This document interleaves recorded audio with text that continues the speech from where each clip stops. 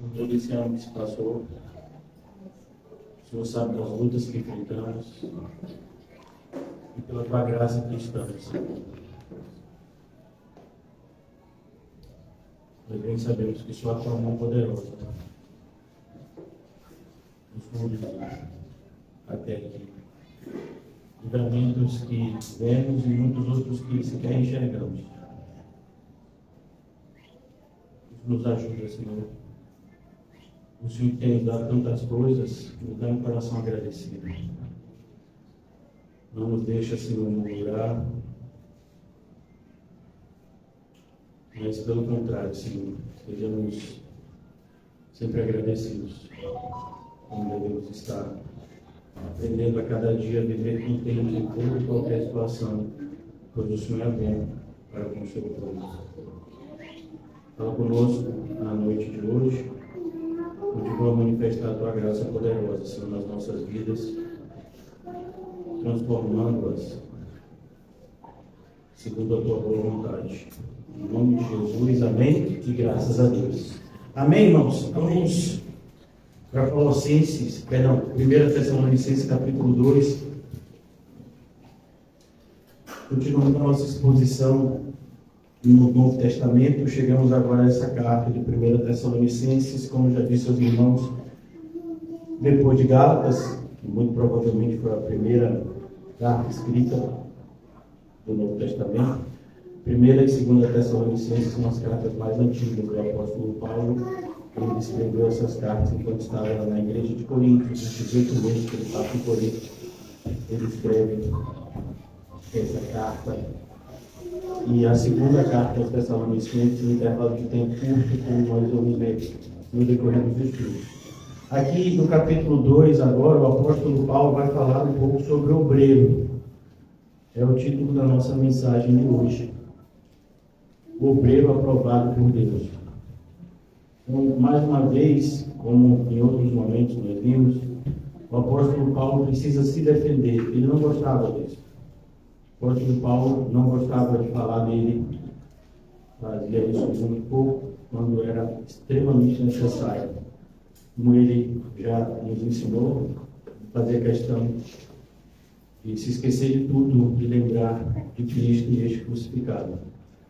Mas em muitos momentos era necessário, porque uma das formas mais fáceis até hoje, e vocês bem sabem disso, de descredibilizar a mensagem é descredibilizando o mensageiro.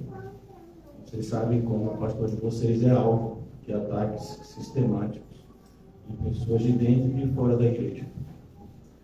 Que bom que eu perdoei todos. Amém. Mas se eles não se arrependerem, eles não têm o perdão de Deus. O meu perdão é incondicional, de Deus não. Deus perdoa aqueles que efetivamente se arrependem. O apóstolo Paulo vai dizer isso em 2 Timóteo, inclusive, que se as pessoas não se arrependerem, elas vão ter que dar conta dos seus atos.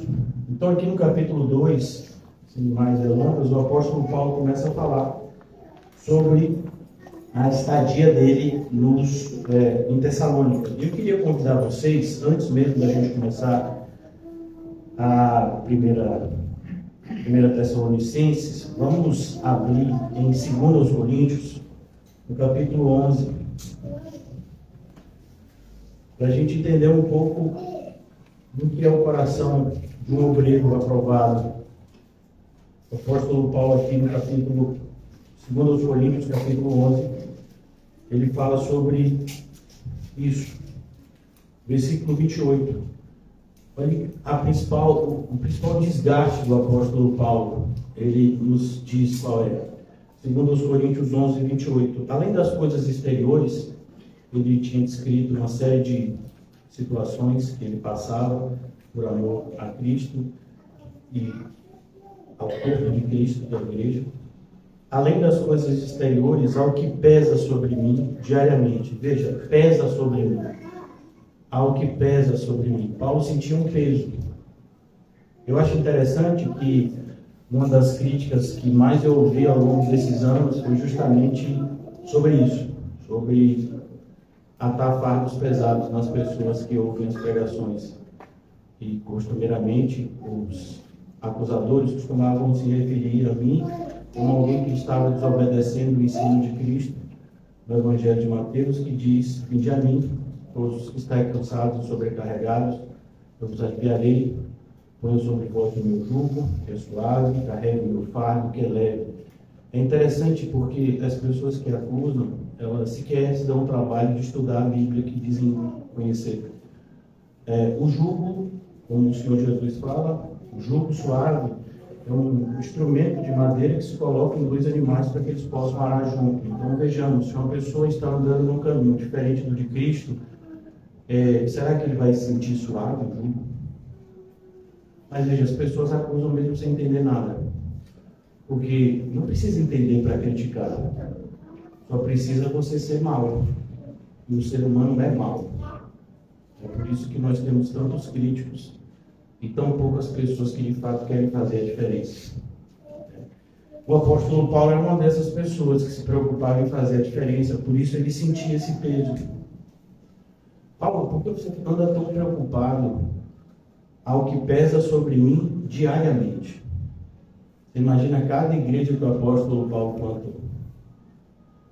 Ele se sentia responsável, como se cada alma que ele evangelizou fosse um filho que ele tinha responsabilidade de cuidar. Isso é você ser pastor. Por isso que tão poucas pessoas de fato são pastores. Tem muita gente que se diz pastor, tem gente que se diz bispo, tem gente que se diz arcanjo. Mas ser pastor é essa responsabilidade. Cada pessoa que você evangeliza é um filho que você teve. É alguém que você se preocupa como é que essa pessoa está. Como é que essa pessoa está na caminhada. Se ela está precisando de alguma coisa ou não. Então, algo que pesa sobre mim diariamente. Por isso o apóstolo Paulo está falando o que nós vamos estudar em 1 Tessalonicenses capítulo 2. Justamente mostrando, fazendo a defesa, porque ele não queria que os irmãos de Tessalônica, de alguma forma, fossem deixados de lado no sentido de que foram evangelizados por um mau obreiro. Essa era a acusação principal é essa. Então aqui ele diz, além das coisas exteriores, algo que pesa sobre mim diariamente, a preocupação com todas as igrejas. Veja, não sei se vocês conhecem alguém que tem vários filhos. Hoje em dia a pessoa tem um filho e não quer ter mais nenhum, né? Eu tenho três filhos e são duas mães diferentes. Eu amo os meus filhos todos da mesma forma. Tive a oportunidade de criar minhas filhas desde bebê, a oportunidade que eu tive com meu filho mais velho, mas amo ele da mesma forma que eu amo minhas filhas, da mesma forma. Então isso é preocupação com todas as igrejas. Assim como um pai responsável não tem um filho de preferência, um pastor responsável não tem um irmão de preferência. Assim, pessoas que são mais próximas, se aproximam mais. Então aqui ele diz mais ainda, em 2 Coríntios 11, agora o versículo 23, voltando um pouquinho, o apóstolo Paulo diz, são ministros de Cristo, porque a acusação é essa, sempre que alguém vai acusar um obreiro, ele vai dizer que ele é um falso obreiro e que um acusador, seria um verdadeiro obreiro. Eu mais ainda, em trabalhos, muito mais em prisões, em açoites, sem medida, em perigos de morte, muitas vezes. 5 vezes recebi dos judeus uma quarentena de açoites menos um. Fui 3 vezes fustigado com vara, 1 vez apedrejado, em naufrágio 3 vezes, uma noite e um dia passei na voragem do mar, em jornadas muitas vezes, em perigos de rios, em perigos de salteadores, em perigos entre patrícios. Patrícios eram as pessoas conterrâneas deles, os judeus. Em perigos entre gentios, em perigos na cidade, em perigos no deserto, em perigos no mar, em perigos entre falsos irmãos, em perigos entre falsos irmãos, em trabalhos e fadigas, em vigílias, muitas vezes, em fome e sede, em jejuns, muitas vezes, em frio e nudez. E você vai dizer, mas Paulo, que coisa dolorosa. Não, a mais dolorosa é o que a gente leu e vamos ler de novo agora. Além das coisas exteriores, há o que pesa sobre mim diariamente. Veja, o que Paulo descreveu, ele sentiu uma vez e depois passou. Ele foi açoitado, doeu, depois cicatrizou. Teve naufrágio, depois ele foi para a terra. Mas aqui não, diariamente ele sentia a mesma coisa. A preocupação com todas as igrejas. E a carta aos Tessalonicenses é em virtude disso. Paulo está sabendo o que está acontecendo em Tessalônica, ele está em Coríntios. Ele não tem direcionamento de lá, então ele escreve essa carta. Pouco tempo depois ele vai saber como receberam aquela carta e as dúvidas que ainda tem, ele vai escrever a segunda carta. E ele diz aqui no versículo 29, quem enfraquece, que também eu não enfraqueça. A ideia de que quando alguma pessoa estava enfraquecendo na fé, o apóstolo Paulo se sentia triste com isso. Quem se escandaliza que eu não me inflame? Se tenho que gloriar-me, gloriar-me-ei que diz respeito à minha fraqueza. O Deus e Pai do nosso Senhor Jesus Cristo, que é eternamente bendito, sabe que não minta. E essa é a convicção de um obreiro aprovado. Muitas vezes ele não vai ser compreendido, mas ele sabe o que faz na presença de Deus. Por isso, tão poucos. A seara é grande, os ceifeiros são poucos. Veja, não vai mudar essa realidade. Até a volta de Cristo não vai mudar. Muitos vão aparecer dizendo que são obreiros, mas não são. Então aqui, voltando agora para o nosso texto de referência, que é 1 Tessalonicenses capítulo 2, podemos agora entrar. O obreiro aprovado por Deus. E essa ideia de obreiro aprovado, ela fica muito aberta, né? Da ideia que ser um obreiro aprovado é simplesmente você falar bem a Bíblia. Não. De fato, o obreiro aprovado é aquele que manuseia bem a palavra de Deus. Mas manusear a palavra de Deus não diz respeito apenas ao intelecto. Manusear bem a palavra de Deus diz respeito à espiritualidade. Usado. Então, aqui no capítulo 2, a partir do versículo 1, o apóstolo Paulo começa a escrever agora para esses nossos irmãos. Porque vós, irmãos, sabeis pessoalmente que a nossa estada entre vós não se tornou infrutífera. Então o apóstolo Paulo já começa dizendo, vocês melhor do que ninguém sabem que o tempo que eu passei com vocês não foi inútil, não foi infrutífero, né? Gerou frutos. Mas apesar de maltratados e ultrajados em Filipos, olha, aqui a gente já sabe, porque a gente já estudou em Atos, né? A trajetória do apóstolo Paulo na sua segunda viagem missionária, quando ele se dirige à Macedônia, ele passa primeiro por Filipe. Depois é que ele vai em direção a Tessalônica, que era a capital da província da Macedônia. Mas apesar de maltratados e ultrajados em Filipos, eles não foram só maltratados, eles foram também ultrajados. A ideia de ultraje é a ideia de humilhação, uma grande humilhação. Foi o que o apóstolo Paulo passou com Silas, né? Eles foram, né, pegos como malfeitores e praça pública, açoitados e depois lançados em prisão. Então, não foi só a questão do maltrato físico, mas a questão da humilhação social, no sentido de que eles foram, né, tratados pelas autoridades como pessoas perigosas, né, como malfeitores.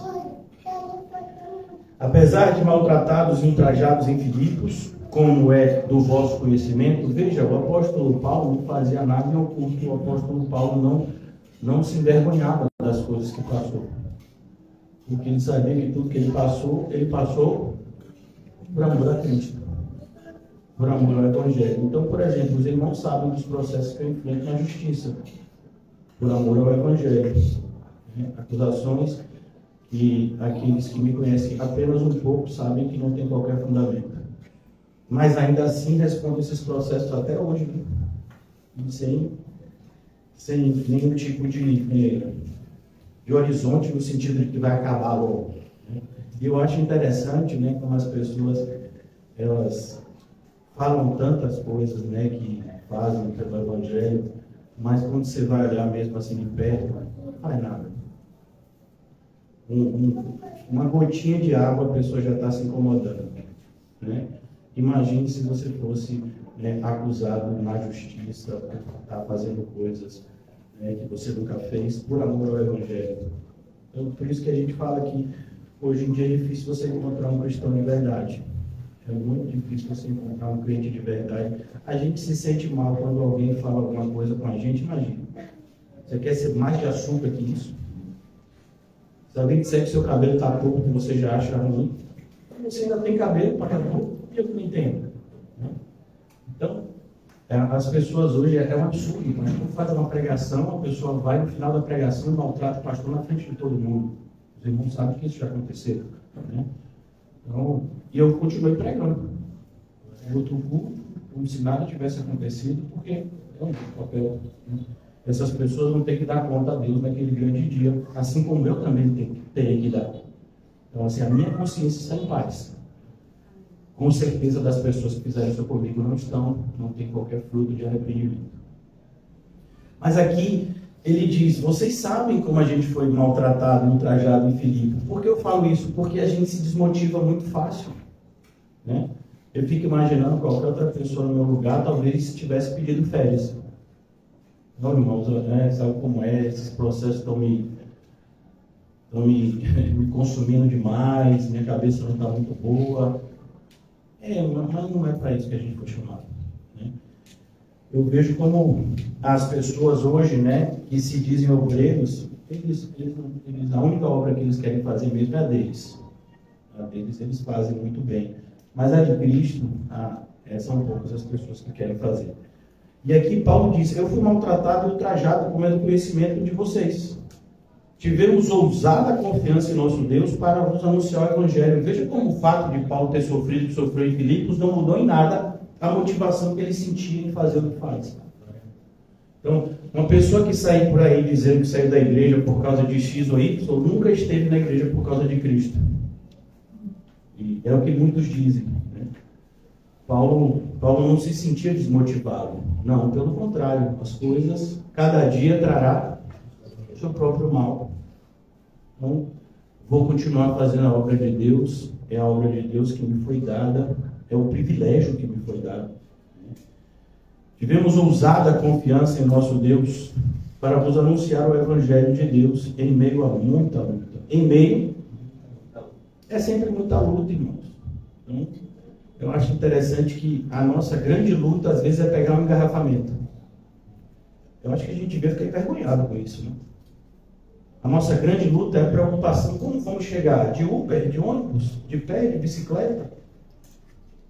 Ninguém tomou tiro. Ninguém te deu pedrada, nem cusparada na cara. E você está reclamando de quê? Ainda vai ter lanchinho no final. Até pouco tempo atrás, as pessoas reclamavam do horário que terminava. Até ameaça eu recebi de familiar de algum aqui. Para você ver. Né? E que eu saiba, não fui defendido por ninguém. Então, a ideia é muita luta, irmãos. É por isso que as pessoas deixam de fazer. É por isso que as pessoas, como alguns, tiram férias. Né? Como alguns deixam de frequentar alguns estudos, porque estão um pouco, né, cheios de si, provavelmente. Né? Então, em meio a muita luta. Quando é que termina essa luta? No céu. Exatamente. Versículo 3. Pois a nossa exortação não procede de engano. A nossa exortação não procede de engano. Então, quando você exorta biblicamente, no meu caso, não procede de engano. Todos os versículos bíblicos estão de prova para que a gente fale a verdade. A nossa exortação não procede de engano e nem de impureza. Essa palavra impureza, ela, na maioria das vezes, ela é usada no sentido de intimidade. Mas aqui não. Aqui Paulo usa essa palavra impureza no sentido de que a intenção dele era tão pura quanto a palavra que ele pregava. Até porque quando ele escreve aos Filipenses, ele vai dizer que tinha gente que pregava a coisa certa pela motivação errada. Ele diz, essas pessoas vão ter que dar conta a Deus naquele dia. Eles estão até pregando o evangelho correto, mas a motivação deles é errada.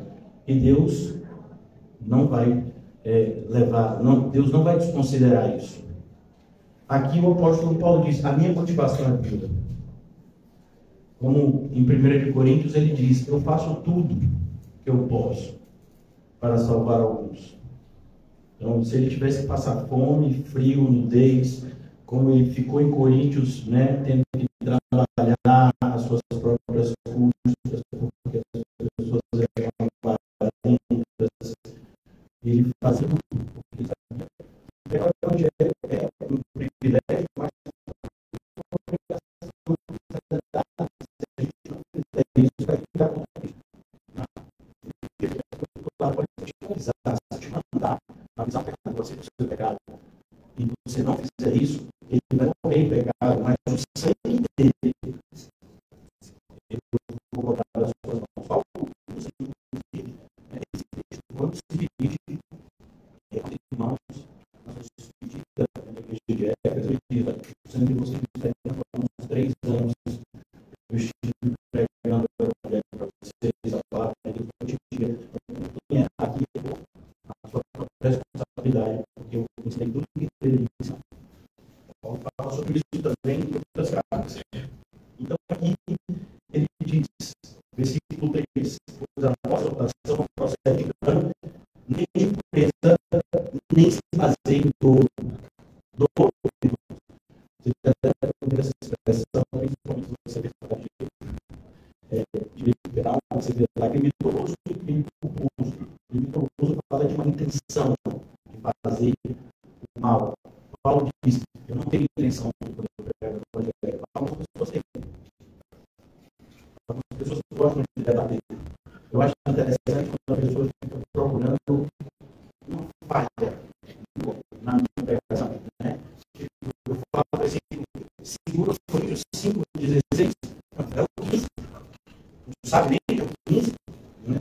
Como se errar um versículo fosse algo absurdo, né? Número do versículo. Primeiro que a Bíblia nem foi escrita assim, né? Mas errar um versículo é uma coisa absurda. Apenas aí, ó, descobrindo a palavra com o versículo, né? Mas eu garanto que o significado do versículo eu sei. Essa pessoa que está falando do número, eu não sei se sabe, né? Então a gente tem que tomar muito cuidado e a gente tem que estar se examinando. Qual é a nossa intenção aqui? Será que a nossa intenção não é igual ao pessoal que foi sexta-feira no Bonfim, na última sexta do ano? Eu conheço um monte de gente que vai agradecer o ano lá. Na última sexta-feira. E vamos na primeira sexta-feira que ajuda a agradecer o ano, se tiverem livros. Essas pessoas voltaram o Bonfim na sexta-feira. Eu não sou de Então a gente percebe que muitos são chamados, sempre às vezes a gente se esquece disso, mas que aquela realidade não vai se cumprir. Porque quando eu até hoje, toda vez que eu assisto a Paixão de Cristo, eu faço isso várias vezes por ano, eu fico querendo que Jesus, ele pecador mesmo, né? Mas é um momento, eu não fala salvo. Não vai dar um jeito, é possível. É possível. Merece, cara. Igual o Toboi, em Aracaju, uma encenação, batendo o soldado. Ele explica que ele soldado, ele só matou. Ele colocou capacitadas. Então, essa é a questão. Será que a gente, de fato, entende o que a gente está fazendo aqui? Será que a gente entende o nosso papel aqui? Ou a gente simplesmente não é todo mundo sabe como é, esse tipo de filho não é tranquilo para mim. Se você tem o jogo que está tranquilo para você, você perdeu o seu tempo. Você não recebe esse tipo de adoração. O evangelho não custa nada, o evangelho não presta nada.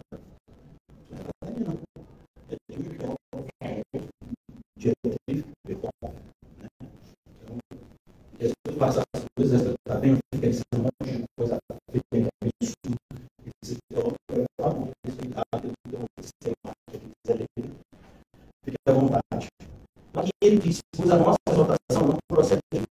nem de impureza, nem se baseia em dolo. Não tem intenção. E principalmente intenção de financeiros. Eu estou fazendo um péssimo serviço, né? Porque se eu estou pregando por intenção financeira, 15 anos não vem nada. Eu acho que isso é ruim, é melhor ter ficado algo que eu tinha conquistado uma coisa tão precisa.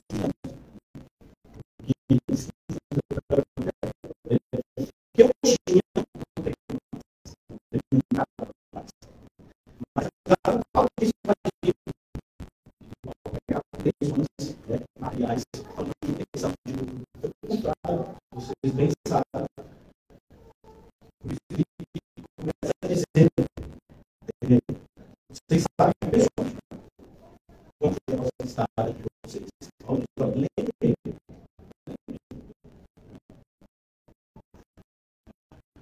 Agora,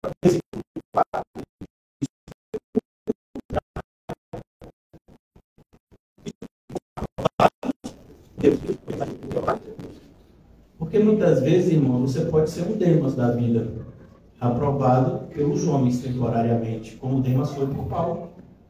Vimos na carta aos Colossenses como Paulo coloca Demas no mesmo patamar que Lucas e tantos outros obreiros corretos.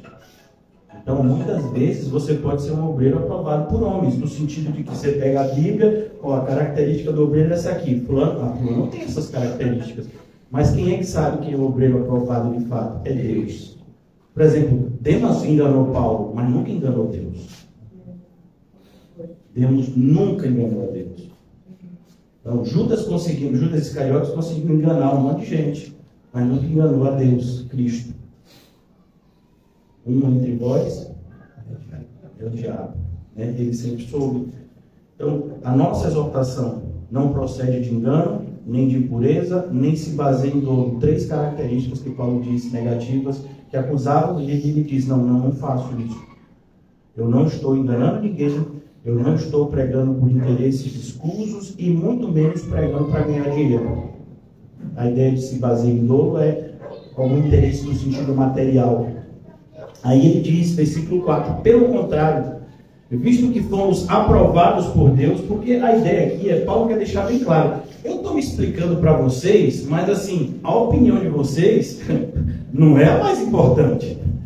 Eu estou me explicando para vocês porque Deus, o Espírito Santo, tem me dito a fazer dessa forma, pelo bem da obra de Cristo. Mas assim, não se engane, eu não estou querendo agradar homens. É isso que Paulo quer deixar sempre muito claro. Pelo contrário, visto que fomos aprovados por Deus, a ponto de nos confiar Ele, o Evangelho. E a ideia de confiar aqui é a ideia de mordomo. Vocês lembram quando José foi vendido como escravo, e aí ele foi comprado por um homem chamado Potifar? Potifar colocou ele como chefe de toda a casa dele. Isso é um mordomo. O mordomo é algo muito parecido com um administrador. Ele administra uma casa, ele administra um local que pertence a outra pessoa, mas ele age como se fosse dele, porque essa outra pessoa autorizou que ele fizesse. Foi isso que aconteceu, inclusive, com José na casa de Potifar. Todos os bens, todos os outros escravos estavam debaixo da autorização de José. A única pessoa que José não tinha poder era a esposa de Potifar, mas todos os outros servos e os bens da casa eram administrados por José. A Bíblia deixa isso muito claro. Essa é a ideia de mordomo. E é isso que Paulo está dizendo. O Senhor nos colocou dessa forma. Fomos aprovados por Deus a ponto de nos confiar Ele, o Evangelho. Você já parou para pensar que Deus confia em você? Será que Deus está colocando confiança em pessoas erradas? É que você vai quebrar a confiança de Deus? Muitos vão fazer isso. Muitos estão fazendo isso. A ponto de confiar Ele, o Evangelho, a nós. Então, assim falamos. Veja, é por isso que eu acho interessante como as pessoas tomam determinadas atitudes na igreja, sem nenhum tipo de reverência ou submissão ao dono da igreja, que é Cristo. Não, a gente vai pregar ali porque ali é um ótimo ponto para se pregar. Deus mandou. Isso aqui não é uma empresa que você olha, para abrir uma empresa tem que ter tal e tal lugar, né? Tem que ser desse jeito. Se comprar uma empresa desse tipo de área aqui, vai dar bem. Igreja não é isso, não.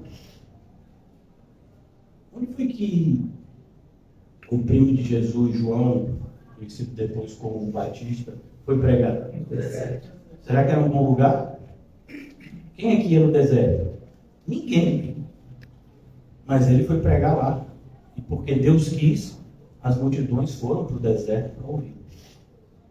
É preciso que a gente tenha entendimento nesse sentido. O melhor evangelista, por assim dizer, Filipe, está lá em Samaria, a obra está crescendo, Deus manda ele para o deserto para evangelizar uma pessoa. A obra é de Deus. Então é preciso que a gente tenha, né, esse entendimento, porque o que a gente tem visto na igreja é as pessoas tratando a igreja como se fosse uma microempresa, uma grande empresa, dependendo. Vamos fazer assim, vamos organizar aqui, vai fazer assim. Até vocês que fazem o serviço, né, na igreja, que são servos, como eu, tem que ser fruto de oração e direcionamento, irmão. A gente não pode simplesmente colocar no papel e tomar atitude. O que é isso? A partir desse momento que você coloca no papel e toma atitude, o Senhor não é mais dono daquele lugar. É exatamente o que aconteceu com a igreja de Laodiceia. Ou você acha que é diferente? A igreja de Laodiceia começou a tomar suas atitudes, Cristo saiu da igreja e as pessoas nem perceberam, nem sentiram falta. O pastor do passado disse isso, se o Espírito Santo se ausentar da maioria das igrejas, ninguém sentirá falta. Por quê? Porque eles tomam suas decisões totalmente desvinculadas do Espírito Santo e da palavra. É tudo feito de forma pragmática. E aí, como é que eu faço para convencer essas pessoas? Que tipo de argumento eu vou usar? Não é assim que a gente faz. Nunca foi assim que a gente fez. E para algumas pessoas a gente foi até mal falado. Teve gente que chegou na igreja e disse: pastor, vamos fazer assim, se junta assim, cada um divide. Você está chegando agora, está dizendo isso? Isso aqui não é empresa, não. Talvez você seja empresário, mas daqui não é empresa, não. Então é preciso que a gente tenha essa visão. Nós estamos fazendo a obra de Cristo, não é a nossa. A igreja não é minha nem sua. A igreja é de Cristo. Então, a gente tem que tomar muito cuidado. Porque perder essa visão significa se perder de Cristo também. No momento em que você não é mais servo de Cristo, você não serve para Ele. Pelo contrário, visto que fomos aprovados por Deus a ponto de nos confiar a Ele no Evangelho, assim falamos. Não para que agrademos a homens. Percebeu? Paulo está se explicando, mas ele está deixando bem claro. Não estou querendo agradar homens aqui, não. Não para que agrademos a homens, e sim a Deus. Eu fico bem em paz assim com minha consciência, porque todas as pessoas que saíram, como saíram, e fazendo o que fizeram, e falando o que falaram, foi por causa disso aqui, porque eu não quis agradá-las.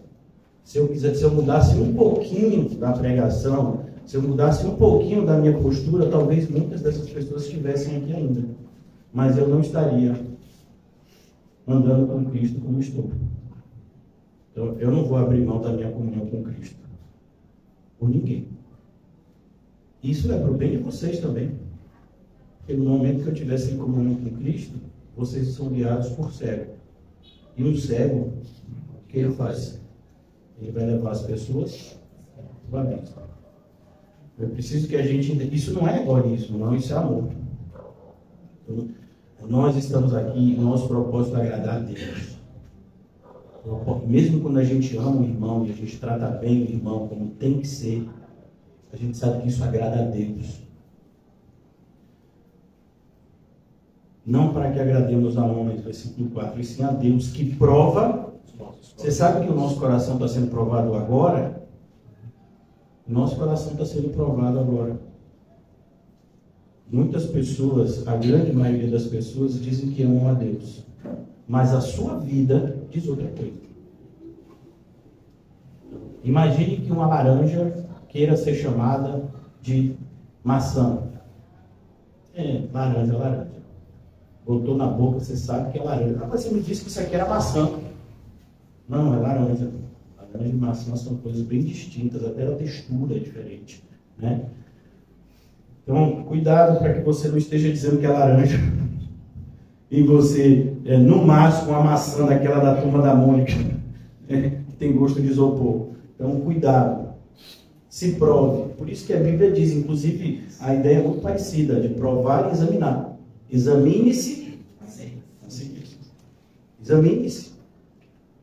Estamos numa ótima época, não que exista época ruim para isso, é sempre bom se examinar, mas o ano está se concluindo. E aí? Quer dizer que se Deus te der mais um ano, vai ser igual ao 2024? Rapaz, eu tenho até medo da igreja. E se continuar como o ano de 2024, será?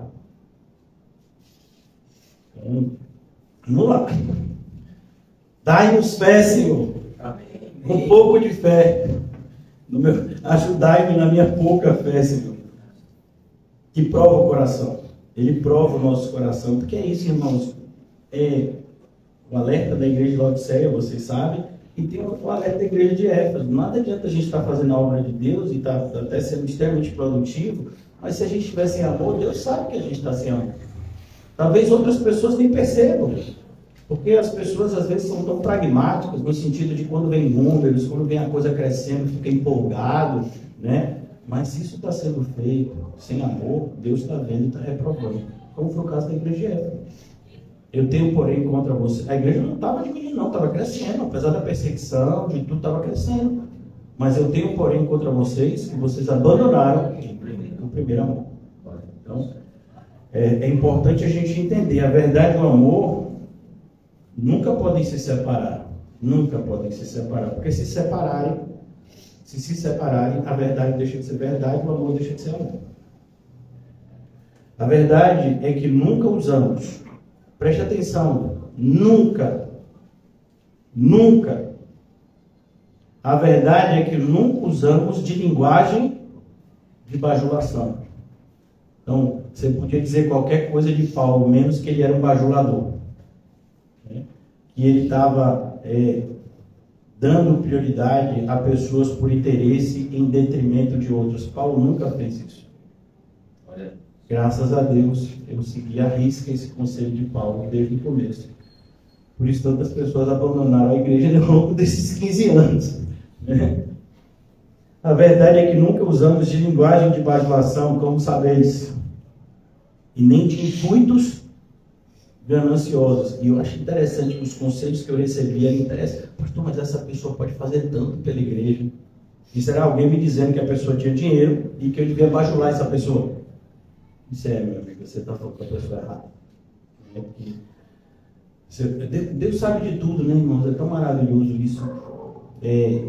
Se eu quisesse ganhar dinheiro, eu não estava aqui. Eu estava na vida que eu estava, antes de ser cristão. Né? A probabilidade de me dar bem naquela vida era muito melhor do que essa. Né?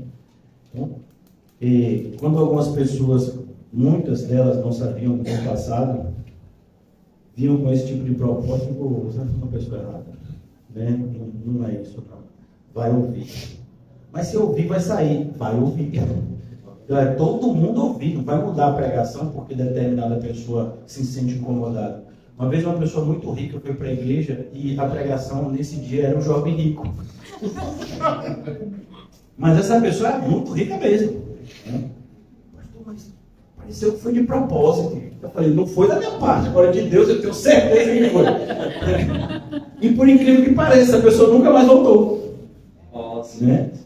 Então, essa consciência em paz que é tão maravilhosa. Né? Infelizmente a maioria não tem. A maioria não vai ter. Não sabe o que está perdendo. A verdade é que nunca usamos de linguagem de bajulação, como sabeis, nem de intuitos gananciosos. Deus disso é testemunho. É como uma pessoa que quer evangelizar o patrão. Evangelize o patrão, sem problema nenhum. Mas qual é o seu interesse? Né? Um aumento? Será que o interesse é botar um monte de atestado? Então, cuidado quando você evangeliza pessoas. Por exemplo, teve gente que eu conheço no passado bem distante que evangelizava, né, como forma de namoro. Né? Eu nunca vi estratégia de namoro evangelismo, mas teve gente que já enxergou isso.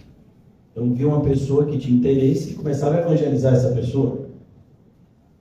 O que eu quero trazer para Jesus? Sim, estou bem entendendo essa conversa de trazer para Jesus. Está certo, né? Deus sabe de todas as coisas. Então, cuidado, interesses gananciosos. Né? Interesses gananciosos. Deus sabe, irmãos, de tudo. Veja o caso de Ananias e Safira. Ele sabe. Ele sempre sabe. Né? A gente que pensa que pode se esconder como Adão e Eva atrás de uma árvore. E quando ouve, né, as pegadas, acho que Deus não vai me ver aqui atrás dessa árvore. É sério. Se até super-homem conseguiria ver com a visão de raio-x dele, imagine Deus que é onipresente. Então, cuidado. Versículo 6. Também jamais andamos buscando glória de homens. Percebeu? O apóstolo Paulo nunca quis a foto dele na placa da igreja. O apóstolo Paulo nunca quis a glória dos homens. Ele nunca quis ficar famoso e conhecido. Isso acontecia. Fazendo a obra como ele fazia, era natural que as pessoas falassem bastante dele, mas ele não era esse o propósito dele. O propósito dele era fazer Cristo conhecido. Lembram do que aconteceu? Quando ele disse que foi apedrejado, vocês sabem o motivo do apedrejamento dele? Começou com as pessoas querendo que ele fosse um Deus. Quando um aleijado é curado, as pessoas, os deuses desceram até nós e queriam sacrificar um animal a Paulo. Paulo não aceitou a adoração. E ele foi tão assim, incisivo que o povo que antigamente estava admirando ele começou a odiar e apedrejou. O apedrejamento foi por isso, por ele ter curado o aleijado e não ter aceitado a adoração. Imagine hoje que as pessoas dizem: venha para terça-feira que eu garanto o seu milagre. Venha para tal igreja porque eu garanto que a sua vida vai mudar. Paulo não. Paulo não garantia nada. O de Paulo era te apresentar a Cristo. O filme Paulo Apóstolo de Cristo, que a gente tanto gosta de ver, isso fica bem claro, né? Aquele prefeito vai falar com ele: mas vem cá, você, Paulo, sou. E essas coisas? Deus fez elas, Deus não fez por Deus, tem gerência sobre elas. Amém. Mas ele fez, realmente. Então, assim é. E é muito difícil, irmãos. Eu falei sobre isso recentemente, isso não foi eu que disse, um pastor do passado, que fala que a carta na manga do diabo, por assim dizer, é o orgulho espiritual. Então, quando você é um obreiro preocupado com a obra de Deus, quando você é um obreiro dedicado à obra de Deus, o diabo se disfarça de anjo de luz ou de amigo para te elogiar, de fazer com que você se orgulhe. Por isso o apóstolo Paulo, ele já sabia disso. Ele sabia como o inimigo agia. Vocês sabem muito bem da história, né, de Jambânia. Jambânia uma vez pregou, uma senhora subiu no púlpito para elogiá-lo. Essa pregação foi maravilhosa. Eu ouvi isso também, me disseram antes, mas foi o diabo. Ele me disse, eu ainda estava terminando a pregação, e disse a mesma coisa que a senhora. Né? Isso, não foi que ele foi agressivo com ela. Na verdade, para deixar claro de que nós que fazemos a obra de Deus com seriedade, acredito que os irmãos aqui também fazem, alguns, então nós que fazemos a obra de Deus com seriedade, estamos também sob esse ataque. Por mais que a gente esteja dedicado, o orgulho por conta da gente estar fazendo da forma como está fazendo, da forma como ninguém quer fazer, ou quase ninguém, não significa que a gente está tranquilo, porque a gente pode se orgulhar disso e aí a gente já perdeu tudo. Né? O orgulho precede a queda. Deus resiste ao soberbo. Então é por isso que a gente tem que sempre tomar cuidado. Nunca se esquecer do que Jesus fala. Fez o que Deus mandou? Bata no seu peito e diga: sou um servo inútil, fiz apenas o que foi ordenado fazer. Então, não há espaço. Diga-me. Mais na prática, ele fala que eu também devo ter esquecido. Vamos nos lembrar juntos. 2 Coríntios 10, versículo 13. porém, não nos rodearemos fora da medida, Sim. mas conforme a reta medida que Deus nos deu para chegar até vós. Sim.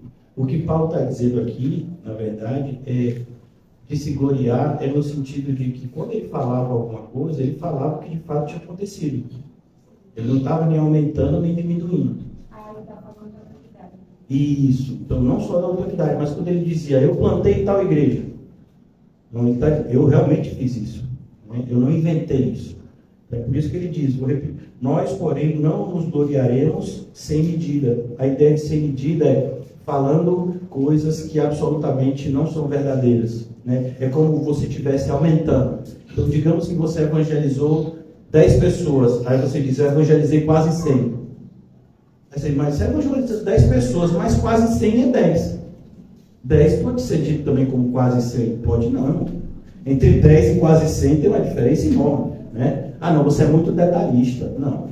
Então, é nesse sentido de você tomar cuidado. Principalmente na nossa geração, que é a geração da aprovação social mais do que qualquer outra, por conta das mídias sociais, né?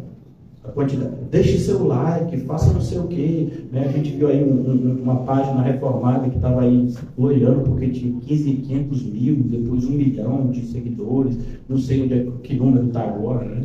Então, nós, porém, não nos gloriaremos sem medida, mas respeitamos o limite da esfera de ação que Deus nos demarcou e que se estende até vós. Então, Paulo está dizendo, essa autoridade que eu estou exercendo com vocês, foi Deus que me deu. Eu não estou fazendo isso, né, de forma errada, de forma desmedida. Eu não estou invadindo o território de alguém. Não, foi Deus que me disse que eu tenho autoridade aqui para fazer isso aqui. Então é isso que ele está falando. Deu para entender?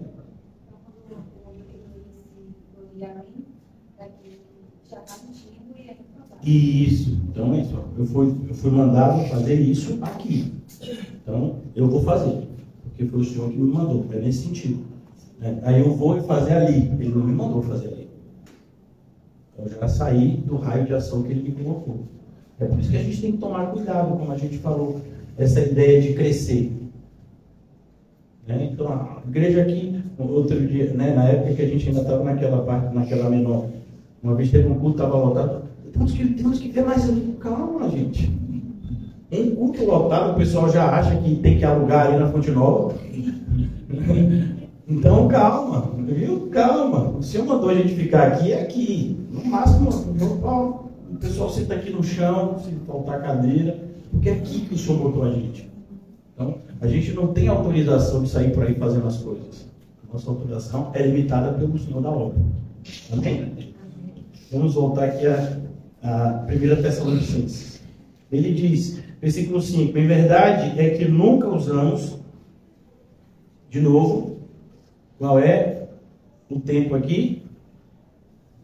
Nunca. Por que nunca? Porque a ideia, irmãos, é que a gente nunca pode usar. Nunca. Não tem justificativa para a gente usar a linguagem de bajulação. Por que eu estou falando isso? Porque tem gente que bajula os outros e diz, mas Deus sabe que eu estou fazendo isso, mas é para trazer a pessoa para Cristo. Não. Não se traz ninguém para Cristo bajulando. Não, mas Deus sabe. O problema é que Ele sabe. E essa não é a forma de se fazer. Né? Bajulação nunca é o caminho. Assim como mentira nunca é o caminho. Tem gente que acha que tem mentira boa. Não, eu menti para não magoar. Não tem mentira boa. Mentira é sempre mentira. Né? Assim como bajulação é sempre bajulação.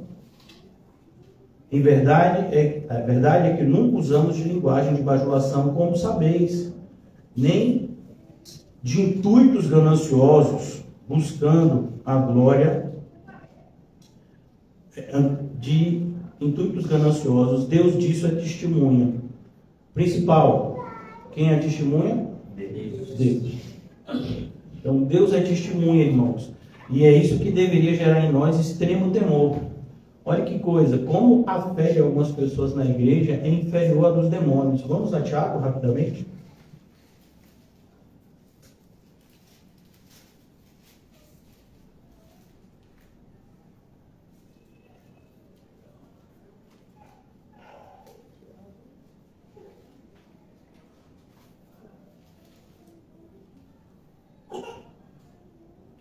Tiago, capítulo 2, versículo 14. Meus irmãos, qual é o proveito se alguém disser que tem fé, mas não tiver obras? Pode acaso semelhante fé salvá-lo? Se um irmão ou uma irmã estiverem carecidos de roupa, necessitados do alimento cotidiano, e qualquer dentre vós lhe disser, ide em paz, aquecei-vos e fartai-vos, sem contudo lhes dá o necessário para o corpo, qual é o proveito disso? Assim também, a fé, se não tiver obras, por si só está morta. Mas alguém dirá, tu tens fé, eu tenho obras. Parece que isso foi escrito hoje, né? E é muito atual. Ah, não, eu sou uma pessoa de fazer, sabe? Eu não sou muito de orar. Então você faz o quê? Como você pode fazer algo na obra de Deus sem ter orado bastante antes? Não, eu sou uma pessoa de oração. Mas então você ora para quê, então? E como é que você está orando e Deus não tem te direcionado a fazer nada? Mas veja como hoje em dia você chega em determinadas igrejas, a maioria, você tem lá o ministério da oração. São as pessoas que ficam o tempo todo fingindo que estão orando e não fazem nada. Aí tem o ministério do serviço, que seria separado da oração. Mas como é que vai saber? Vai servir como? Quem está direcionando esse serviço? Veja, as pessoas querem separar o que é inseparável. Você vai fazer a obra de Deus? Ore muito antes, durante e depois. Né? Agora, você está orando e não está fazendo nada? Então essa sua oração está igual uma reza, está igual um mantra, né, daquele pessoal hindu, porque oração, ela inevitavelmente vai te levar a uma ação. Aquele que passa tempo em comunhão com Deus é direcionado por Deus a fazer uma série de coisas. Até porque a seara é grande, são poucos. Mas veja como esse tipo de ensinamento que eu digo para vocês hoje, parece que não existe. É tão comum as pessoas perguntarem para mim, sou pastor, como é lá o ministério de oração? O ministério de oração é assim, todo mundo ora por todo mundo. Ah, mas você não tem um grupo? Não, não tem não, porque não tem na Bíblia isso. Ah, mas a maioria tem. Não tem nada a ver com a maioria. É como quando minhas filhas dizem, meu pai, todo mundo faz isso. Eu não sou o pai de todo mundo. Eu sou o pai de Letícia, Maria e Biso. Então, Letícia, Maria e Biso é o meu raio de ação. Não posso falar por todo mundo, mas posso falar por esses três. Então, aqui ele diz, mas alguém dirá, tu tens fé, eu tenho obras. Mostra-me a tua fé sem obras. Mostra-me. E eu, com as obras, te mostrarei a minha fé. Crês tu que Deus é um só? Nossa, é difícil você encontrar uma pessoa que diga não a essa resposta. Fazes bem. Até os demônios têm essa fé. Só que é superior a de alguns, porque eles creem e tremem. E você não vê as pessoas tremendo com facilidade na igreja.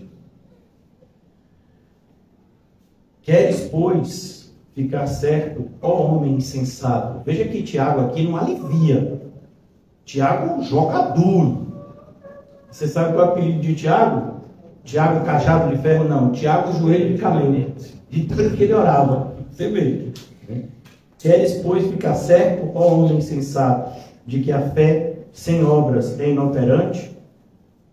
Não foi por obras que Abraão, nosso pai, foi justificado quando ofereceu sobre o altar o próprio filho Isaque?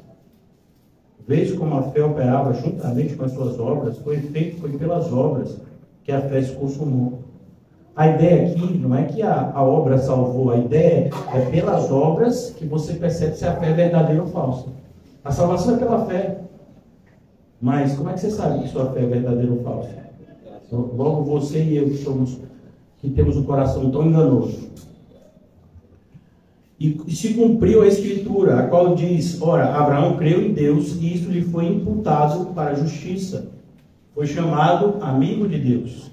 Verificais que uma pessoa é justificada por obras e não por fé somente. Mais uma vez, a ideia é, a fé precisa ser examinada. E ela é examinada por meio das obras que ela produz. De igual modo, não foi também justificada por obras a meretriz Raabe, tá vendo? Você sabe o que é meretriz, né, irmão? É uma pessoa que não tem uma fama muito boa, mas ela foi justificada. Acolheu os emissários e os fez partir por outro caminho. Só para você entender, ela está colocando a vida dela em risco. Se qualquer pessoa descobrisse o que ela fez, ela seria morta. E provavelmente toda a sua família junto. Porque assim como o corpo sem espírito é morto, assim também a fé sem obras é. Então ele não está falando da salvação ser por obras, ele está falando, examine a sua fé. A fé sem obras, mas é a fé da maioria hoje na igreja. As pessoas não têm fé para ir para um culto, irmão, isso é vergonhoso. Toda vez que eu falo isso, eu chego a me arropeio de tanta vergonha. As pessoas não têm fé para frequentar. E vai ter fé para quê então? Frequentar. Não tem fé para frequentar. E vai ter fé para quê? Aí eu dou a vida por Jesus. A vida, você não está dando uma hora por Jesus. Você dá a vida por Jesus. Você não está dando uma hora do seu dia por Jesus. Você não está dando 10% do que Ele te dá. E você está me dizendo que dá a sua vida por Jesus? Primeiro viva por Ele. Então é preciso que a gente desperte nesse sentido, irmãos. Aqui em 1 Tessalonicenses, voltando agora já para a nossa conclusão. Também, versículo 6, também jamais andamos buscando glória de homens, nem de vós, nem de outros. Paulo diz, eu não estou buscando a glória de homens, nem de vós e nem de outro. Qualquer lugar que você quiser saber, procure saber como é o meu procedimento. Veja como foi a carta aos Gálatas, que foi escrita antes dessa carta. A carta que foi escrita antes, a primeira carta, a segunda, né? A maioria dos estudiosos faz unanimemente Gálatas, que é a primeira carta. Primeiro livro, por assim dizer, do Novo Testamento a ser escrito. Paulo vai dizer, por acaso eu me tornei inimigo de vocês por falar a verdade? Quando a gente prega a verdade, pessoas que começam sendo nossos amigos viram inimigos. Eu bem sei o que é isso. Muitas pessoas que eu batizei hoje me odeiam. Se me encontrar no meio da rua, passa com o carro por cima. E passa mesmo, viu? Por isso que eu fico sempre atento. Eu ando na pracinha, eu fui andar esses dias com minha irmã, que é a irmã de vocês, aí ela ficou meio assustada, porque eu ando no sentido contrário. Eu ando de frente para o carro. E todo mundo, a maioria das pessoas, anda no sentido normal, que seria o sentido horário. De costa para onde os carros vêm. Eu não, eu quero ver o carro. Se quiser me atropelar, eu pulo. Não vou ficar de costa. Ainda mais eu, sabendo, né? Que um monte de gente gosta muito de mim. Então, quando você prega a verdade tem esse alto custo. As pessoas que antes se dizem ser seus amigos, por você falar a verdade para elas, vão odiar você. E vão odiar com força. Porque as pessoas até não sabem amar, mas odiar, já nasce sabendo. Ninguém precisa aprender a odiar. Você já viu? Eu queria tanto aprender a odiar. Alguém já aprendeu? Você já viu alguém? Estava querendo aprender até onde? Não precisa, você já nasce com essa inclinação. Basta alguém fazer alguma coisa que você não gosta e aquele sentimento natural já brota em você. Amar é diferente. Amar é algo que só a presença de Cristo na nossa vida. Versículo 7. Embora pudéssemos, olha o que Paulo diz, embora pudéssemos, como enviados de Cristo, como enviados de Cristo. Essa palavra enviados aqui é uma palavra que muitas vezes também poderia ser traduzida como apóstolos. Apóstolos é o enviado, o emissário. Então, embora pudéssemos, como enviados de Cristo, exigir de vós. Exigir. Lembra quando ele fala a Filemon? Ô Filemon, estou mandando Onésimo. Eu sou porque está em débito com você. Você não cobre nada dele, não. Se tiver que cobrar alguma coisa de Onésimo, coloque na minha conta. Agora lembre que você deve a sua própria vida a mim. É isso que está lá na carta de Filemon.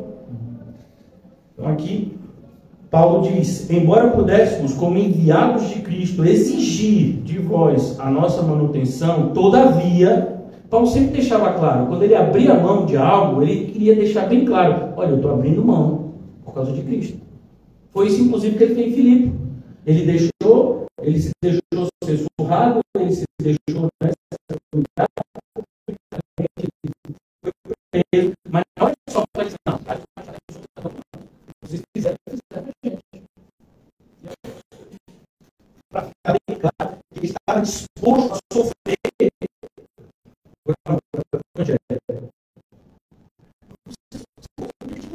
Não é perfeito. Evitaria o sofrimento. E a gente aprendeu que o Senhor nos deu graça não somente de crer, mas de sofrer por amor a Ele. Essa graça, vocês sabem que é bem pouco, né? Alguns. É a graça de crer e sofrer. Poxa, sofrer? Tá doido? Vou sofrer, eu fico no mundo. Nossa, não é possível que esse pessoal crente está na vida, na vida. Fala as pérolas assim, né? Mas Deus não vai querer sofrer. Para Cristo é bom. A coisa de vontade isso é porque você não sofrer. Ele segue, mas por mais que a renovação, eu gosto do entendimento. Para que daí, então, experimenteis a vontade de Deus como boa, perfeita e agradável. Senão vai ser ruim, imperfeito e agradável. Se você estiver olhando para o mundo, como o mundo quer que você olhe, a vontade de Deus nunca será boa. A vontade de Deus nunca será agradável, a vontade de Deus nunca vai ser perfeita. Né? Então, vamos cá. Embora pudéssemos, como enviados de Cristo, exigir de vós a nossa proteção, todavia, nos tornamos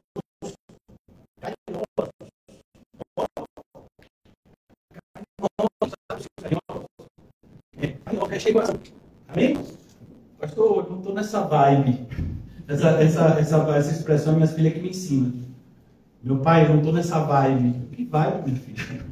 Não, mas assim, pai, eu não estou nessa sintonia. Eu digo, tá bom, tá certo. Então eu vou vibar com você. Então ele diz aqui, embora pudéssemos, como enviados de Cristo, exigir a nossa manutenção.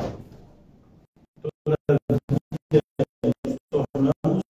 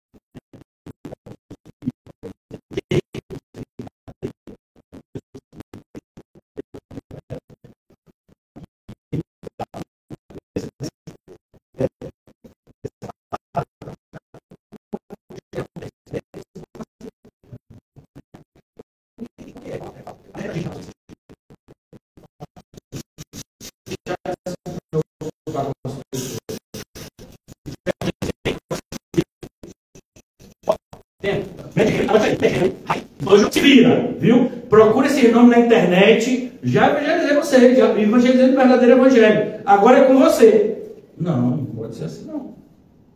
Se, como uma pessoa acabou de ter um filho, você larga o filho. Agora a responsabilidade começa.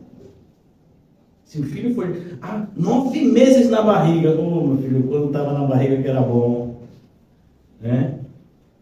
Fale as mães, eu não posso falar, nunca tive filho na barriga, mas assim, depois que nasce, principalmente para as mães, né, que amamentam, o negócio começa a engrenar, né? Não tem esse negócio de dor. Antes de nascer, é ruim dormir, né? Por causa que a barriga fica grande, né? Tem umas coisas. E depois que nasce? Depois que nasce, não tem dormir, não tem horário, meu filho.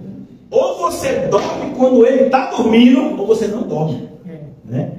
Então, isso para mãe. É porque tem gente que tem filho, quem cria as avós, quem cria babá. Aí isso não vale para essas pessoas. Isso eu estou falando para mãe de verdade, que tem se tornado raras também, viu? Diga-se de passagem. Parece que você tem filho hoje e quem cria avó, quem cria funcionário, né? É fácil. E ainda assim tem gente querendo ter pouco filho. Você imagina, com todas essas facilidades, né? Porque quando você é mãe mesmo, você sabe que o negócio empena. E mesmo você tendo a ajuda do pai, como tem que ter. Mas depois que nasce, que o trabalho começa. É isso que Paulo está dizendo aqui.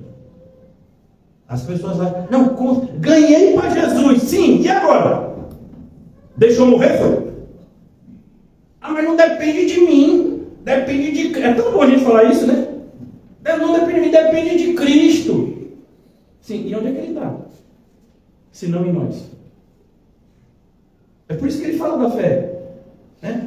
Você viu um irmão necessitado, E o dinheiro para dar comida para que o irmão tenha alimento é justamente o dinheiro da Havaiana. A Havaiana está caro, meu irmão. É o dinheiro da Havaiana. Aí você diz, Havaiana do Ano Novo. Ô irmão, vai em paz. Deus providenciará sustento para você. Você sabe que o irmão tem nada em casa. E você chama de irmão. Né? Então, é esse tipo de confronto que Tiago está mostrando para a gente lá. E Paulo está mostrando aqui. Somos corresponsáveis uns dos outros. E uma responsabilidade maior para nós que conhecemos o Evangelho antes e apresentamos o Evangelho para outros. Esses outros são responsabilidade nossa. Pastor, eu ainda não me senti convencido. Eu não estou tentando convencer ninguém. Eu só estou pregando a palavra de Deus. Quem convence é o Espírito Santo. Quem gosta de convencer os homens são os falsos mestres. Eu não sou, não faço parte desse grupo. Aqui ele diz, versículo 8. Assim, querendo-vos muito, estávamos prontos. Veja, Paulo fala no plural. Por quê? Porque ele não fazia a obra de Deus sozinho. Eu queria que você guardasse aqui. Pastor, como é que eu vou guardar? Pô, irmão, isso é modo de dizer. A gente vai voltar aqui daqui a pouco. Só volte um pouquinho. Colossenses. Na parte final de Colossenses, os obreiros. Colossenses 4:10. Saúda-vos, Aristarco, prisioneiro. O camarada era tão crente que estava preso junto com Paulo. Marcos, primo de Barnabé, estava lá também. Saúda-vos. É porque quando Paulo escreve essa carta, ele está lá. E provavelmente ele iria para essa região que Paulo diz, quando ele for ter aí com vocês, trata ele bem, viu? Jesus, conhecido por justo, os quais são os únicos da circuncisão que cooperam pessoalmente comigo pelo reino de Deus. Paulo não fazia a obra de Deus sozinho. Ele nunca disse isso. Pelo contrário, ele amava dividir com os irmãos, né, essa responsabilidade, porque isso era motivo de alegria. Como a gente vê no filme, no livro, né? Fala o filme que a gente vê mais vezes no filme, né? O Peregrino, quando o cristão está sozinho, quando o cristão está com fiel e esperança, é outra coisa. Porque a nossa alegria, né, de estar inserido num grupo de pessoas que pensam como nós, que desejam as mesmas coisas que nós, isso é família na fé. Eles têm sido o meu lenitivo. Lembra que eu disse para vocês, quando eu explicava? O alento de Paulo. Paulo se alegrava quando ele vê esses irmãos dividindo a responsabilidade com ele. Porque parece às vezes, irmãos, que a gente está sozinho. Parece que a gente está carregando toda a responsabilidade sozinho. E quando você vê pessoas dizendo, não, estamos aqui junto, o que der para um, deu para todo. Tem até medo quando você diz isso. Quando eu ouvi isso, porque na maioria das vezes ele é falso. Mas deve ter vezes que são verdadeiras, né? Saúda-vos Epáfras, que é dentre vós servo de Cristo, Jesus, o qual se esforça sobremaneira continuamente por vós das orações, para que vos conserveis perfeitos e plenamente convictos em toda a vontade de Deus. Não é só Paulo que orava pelos colossenses, não. Epáfras também orava. Epáfras era o plantador da igreja e o pastor da igreja de Colossos. E dele dou testemunho de que muito se preocupa por vós, pelos de Laodiceia, pelos de Hierápolis. Saúda-vos Lucas, o médico amado, e também... Eita, agora a gente se romper, né? Esse é o nome que a gente se romper. Saudai os irmãos de Laodiceia e Ninfa e a igreja que ela hospeda em sua casa. Essa irmã aqui, Ninfa, tinha uma igreja que se hospedava na casa dela. Você já imaginou se todos os irmãos fossem dormir na sua casa hoje? Pastor, não tem pão suficiente, não. Só para 2 aqui eu não tenho pão suficiente. Não tenho farinha para fazer leite com farinha em casa. E dá um sustento, né? Imagine. Vamos orar por Ninfa. Ninfa aqui é crente, viu? E a igreja que ela hospedava a igreja em casa. Você entendeu isso aqui? Pastor, quando o senhor ensinou da primeira vez, não caiu a ficha, agora o negócio entrou. Eu vou providenciar uns colchonetes. Pipoca, os irmãos gostam de pipoca. E uma vez lida esta epístola perante vós, providenciai, porque seja também lida na igreja de Laodicenses. E as de Laodiceia, lede igualmente perante vós. Também dizei a Arquipo, Atenta para o ministério que recebeste do Senhor para o cumprires. Eu troquei esse nome Arquipo por Nizam. Toda vez que eu leio, eu digo, dizer para Nizam.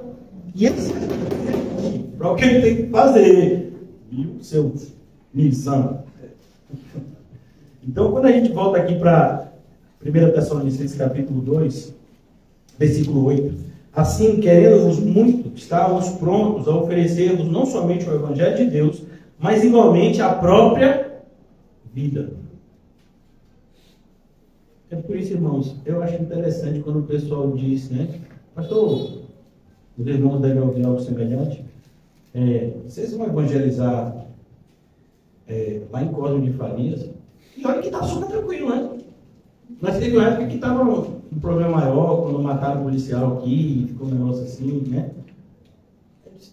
Mas é naquela parte assim, não, é no alto do cruzeiro. Tá boa. Pastor, não deu essa fé não. Mas a pessoa não tem fé para vir para um lugar tão confortável como esse. Né? Realmente é porque a maioria das pessoas não tem fé. Não sabe nem o que é isso. A maioria das pessoas tem superstição. E confunde com fé. São coisas completamente distintas. Assim, queremos-vos muito, estávamos prontos a oferecer-vos não somente o Evangelho de Deus, mas igualmente a própria. Você não está disposto a oferecer a própria vida, nem vai evangelizar. Você vai distribuir um panfleto, a pessoa vira o rosto e você acha bom? É assim que você vai oferecer a própria vida? A pessoa nem lhe deu um tapa na cara, nem cuspiu em você. Ela só disse que não queria o panfleto e você já está amaldiçoando a pessoa com o machado da matança. Parece que é a gente que precisa evangelizar, né? Quando evangeliza.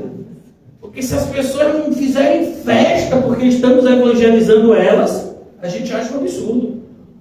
Você não entendeu, não, hein? A aprovação do evangelho é exceção. A regra é as pessoas serem hostis ao evangelho ou desmerecerem ele como se fosse nada. A regra é essa. Mas a gente está tão acostumado com a aceitação do falso evangelho por tantos, que a gente pressupõe que a nossa aceitação deve ser igual ao falso evangelho. Você quer pregar o falso evangelho? Procure outro lugar, porque não é o que a gente propõe aqui. Então, não crie falsas expectativas. Não crie falsas expectativas. Saiba que o que estamos fazendo aqui é colocar o mundo de cabeça para baixo. É fazer as coisas que o mundo odeia. Por isso Jesus disse, olha, vocês não se assustem quando odiarem vocês, porque vão odiar vocês como odeiam a mim. O culto da palavra que vocês têm, eu tenho dado a vocês e que vocês vão fazer a conhecer. Então, assim, querendo-vos muito, estávamos prontos a oferecer-vos não somente o Evangelho de Deus, mas igualmente a própria vida. Por isso que vos tornastes muito amados de nós. Por isso que as pessoas um dos motivos das pessoas não terem responsabilidade com as vidas é porque elas não têm responsabilidade com o Evangelho. As pessoas evangelizam porque estão com a consciência culpada. É como alguém que vai... Não sei se eu acho que não teve esse ano, pelo menos não vi. Vai numa campanha que a gente tinha no Natal, pega um cartãozinho e dá um presente para uma criança carente e acha que fez, que agora se tornou a pessoa melhor do mundo. Não, é presente para uma criança carente no Natal. Como eu sou uma pessoa boa? Consciência pesada, aí aquele presentinho no Natal para uma criança carente, ou deu uma doação para uma instituição de caridade, aí aquilo dali meio que ameniza a consciência da pessoa. Não deveria. Tem gente que evangeliza por isso. Não faço nada da igreja, então quero evangelizar. Deixa eu só lhe dizer uma coisa, você não faz nada na igreja, você nem pode evangelizar, pelo menos nessa igreja não. Porque o evangelismo pressupõe que você seja servo aqui. O evangelismo é serviço. O evangelismo não é para suprir, aliviar a consciência pesada de alguns. Mas a maioria das pessoas faz evangelismo por isso. Está se sentindo com consciência pesada, não faço nada para Jesus, deixa eu evangelizar aqui. Vou ganhar pessoas para Jesus. Você não ganhou você. Por isso que Davi fala no Salmo 51, sem a alegria da salvação é inútil. Ele primeiro pede a Deus a restauração, a alegria da salvação, aí depois ele diz, então os pecadores se converterão a ti. No sentido de que se não fosse pela motivação certa, além de ser, como você falou, algo prejudicial para quem está fazendo, é algo que não é eficaz. Porque a pessoa não vê o Cristo que está sendo falado por quem está falando. A visão vai ser totalmente, Por isso que equivocada. No Salmo 51 ele faz esse clamor para que Deus restaure ele de dentro para fora, Cria em mim, ó Deus, um coração puro, renova dentro de mim um espírito inabalável, E depois ele diz, restitui-me a alegria da tua salvação. Amém. Porque sem essa alegria, a gente acaba passando isso, Como se o Evangelho não fosse a pérola que é, Isso, perfeito. E o Evangelho não fosse de Cristo, que é Cristo. Verdade. Assim, querendo-vos muito, estávamos prontos a oferecer-vos não somente o Evangelho de Deus, mas igualmente a própria vida. Por isso, que vos tornastes muito amados de nós. Veja, a probabilidade da gente achar que as pessoas que nos amam não nos amam é imensa. Porque as pessoas que nos amam, elas vão ser as únicas que vão dizer coisas que a gente não quer ouvir, mas precisa ouvir. As pessoas que nos amam, elas vão estar dispostas a nos reprovar quando necessário. E para você fazer isso, você precisa amar alguém, porque a maioria... Às vezes a gente acha, irmãos, que o ódio seria o oposto do amor. Não, o oposto do amor não é o ódio. O oposto do amor é a indiferença. Quando você odeia alguém, você ainda tem um sentimento pela pessoa. Ódio, mas é sentimento. A indiferença é a ausência de amor. Tô nem aí, sabe? Não vou nem perder meu tempo ficando com raiva. Se exploda. Esse é o sentimento mais comum. Ah, não, eu perdoei. Porque eu não tenho raiva? Não, às vezes você tem indiferença. A indiferença que é o oposto do ódio. E a gente vê claramente que a gente tem vivido um movimento evangélico indiferente. Está nem aí para o que acontece com as pessoas. As pessoas estão morrendo e indo para o inferno. Sim, o que tem a ver com isso? O que você tem a ver com isso? Você está me dizendo isso, eu estou até assustado, porque nós somos a luz do mundo e o sal da terra. Se qualquer pessoa está morrendo sem o Evangelho, a gente deveria se sentir um pouco culpado, para não dizer muito. Mas o que eu posso fazer? Você poderia estar dando a sua própria vida, quem sabe? A gente não é por isso que eu digo, ter que convencer uma pessoa a frequentar uma igreja.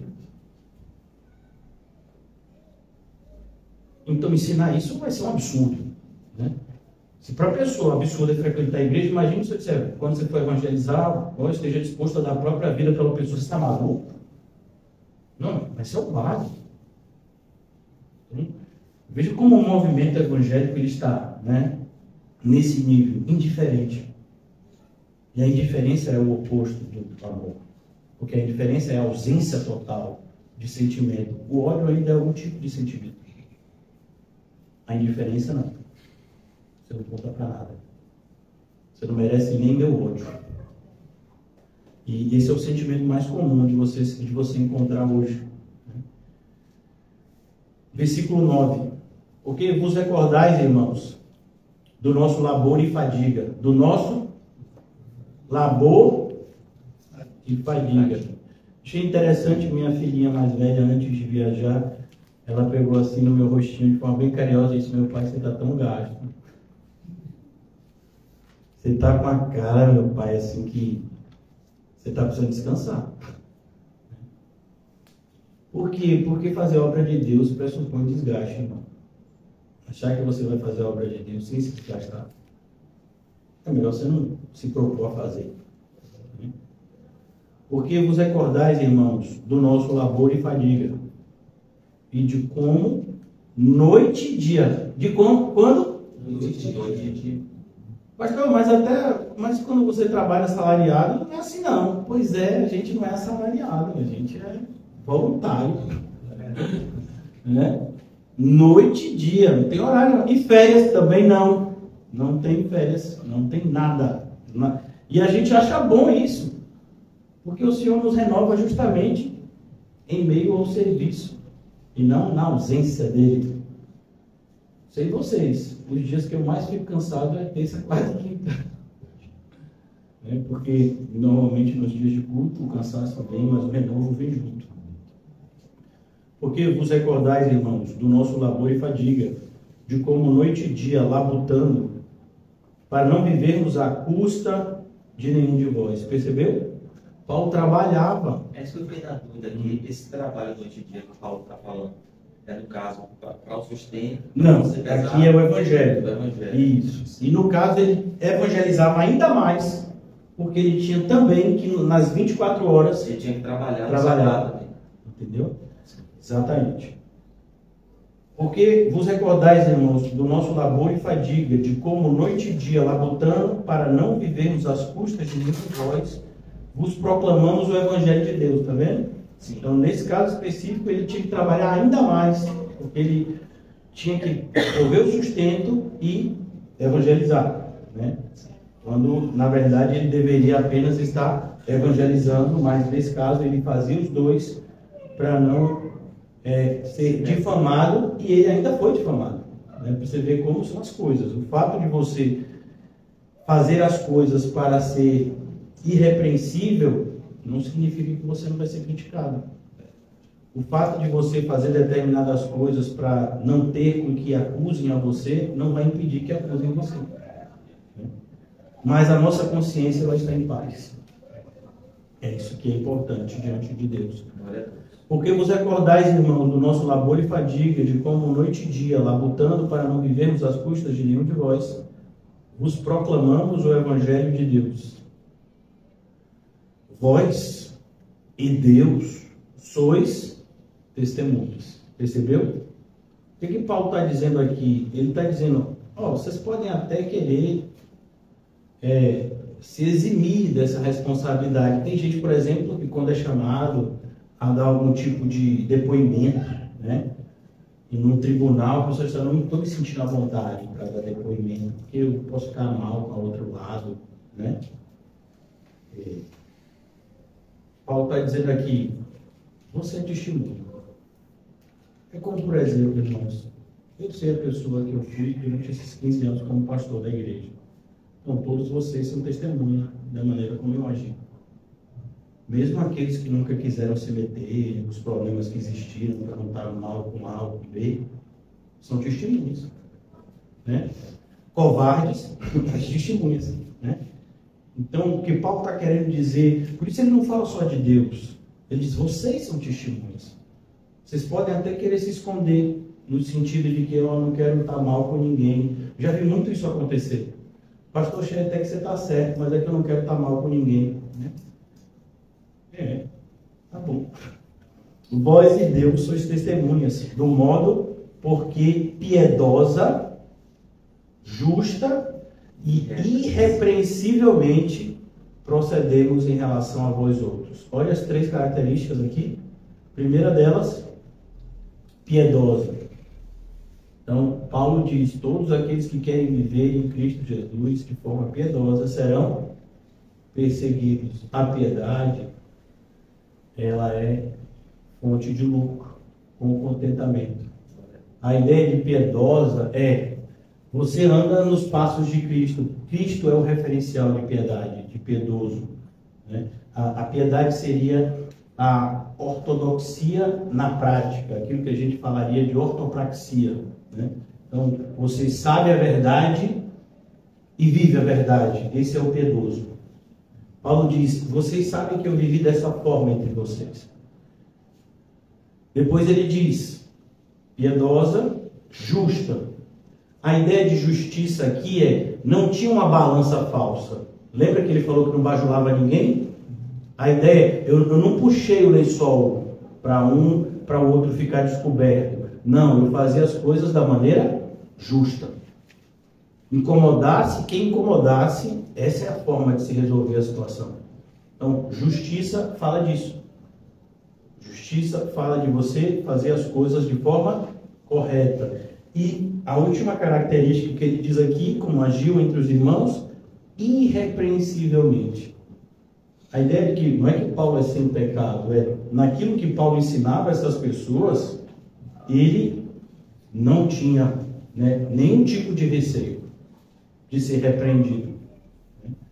Por isso que quando ele chega, por exemplo, em Bereia, o pessoal está lá com o livro aberto, e Paulo diz: estão com o livro aberto? Pode abrir. Porque o que eu estou falando para vocês está tudo escrito aí. E Paulo ainda elogia a atitude desses irmãos de Bereia. Né? Eles estavam lá ouvindo e lendo o que eu falava, vendo que era isso mesmo que eu estava falando. Então, irrepreensível é, ele procurava viver aquilo que ele pregava. Ele não vivia uma vida hipócrita. Irrepreensivelmente procedemos em relação a vós outros que credes. Percebeu? Por quê? Porque a ideia, irmãos, é... Imagine que você está vendo uma pessoa... Você está vendo uma pessoa que está ouvindo um louvor cantado pelo irmão Paulinho e Quinho. Você sabe quando o irmão Paulinho e Quinho louvam, dá vontade da gente se mexer um pouquinho, né? Então, quando você vê alguém, às vezes, se mexendo, mas você olha para a pessoa e não está ouvindo a música, parece que a pessoa é louca, né? A pessoa está se mexendo igual um louco. Por quê? Você não está ouvindo o som. Você não sabe por que a pessoa está se mexendo. A mesma coisa é, uma pessoa que não crê, não vai entender por que fazemos o que fazemos. É por isso que não adianta a gente explicar determinadas coisas para os nossos entes queridos descrentes. Eles nunca vão entender. Mas você não está entendendo que eu estou fazendo isso, né? Não, claro que não está entendendo. Ele não tem como entender. É como você pedir para o cego olhar o pôr do sol. Você está vendo como o pôr do sol é lindo? Não, ele não está vendo, ele é cego. Ele não pode ver. Você pode até escrever o pôr do sol para ele, o sol assim, vai se pondo, e aí fica meio que um roseado. A pessoa nem vai saber de cor, porque é cego de nascença, se for o caso, né? Então não tem como a pessoa saber determinadas coisas. Por isso que Paulo coloca, vós, os que credes. Porque não adianta você tentar explicar algo para alguém que não crê.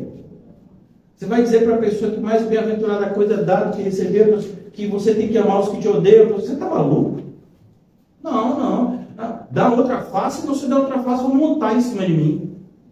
Até hoje não montaram em mim. E eu sou, né, um louco. Então, as pessoas não vão entender.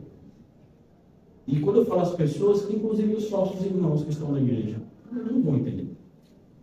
Eu não entendo por que estou fazendo dessa forma. É claro que você não entende que você não é crente. Você só está disfarçado de crente. Isso não conta. Então, o fato de você colocar uma batina não faz de você um padre.